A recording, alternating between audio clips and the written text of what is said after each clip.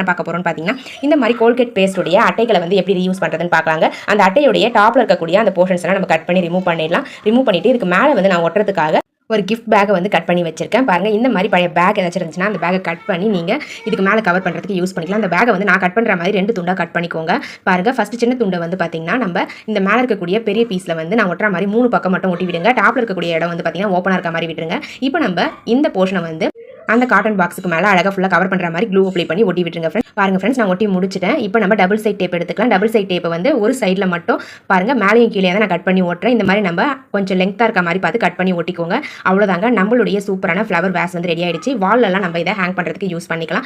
இந்த மாதிரி அந்த ஸ்டிக்கர்ஸை ரிமூவ் பண்ணிட்டு உங்களுக்கு தேவையான இடத்துல வால்ல இதை வந்து ஒட்டி விட்டுருங்க. ஒட்டி விட்டுட்டீங்க அப்படின்னா உங்ககிட்ட இருக்கக்கூடிய பிளாஸ்டிக் ஃப்ளவர்ஸை அழகாக இதுக்குள்ளே வச்சு நீங்கள் யூஸ் பண்ணிக்கலாம். நம்ம சென்டரில் வந்து பார்த்தீங்கன்னா நீங்கள் குட்டி குட்டி ஃப்ளவர்ஸ்லாம் வச்சு யூஸ் பண்ணிக்கலாம். நான் வந்து என்கிட்ட பிளாஸ்டிக் ஃப்ளவர்ஸ் இல்லை, ஸோ அதனால் லீஃப்லாம் வச்சு காமிச்சிருக்கேன். சென்டரில் வந்து பார்த்தீங்கன்னா குட்டி குட்டி ஃப்ளவர்ஸ் வந்து இன்செர்ட் பண்ணியிருக்கேங்க. உங்களுக்கு தேவைப்பட ட்ரை பண்ணி பாருங்க.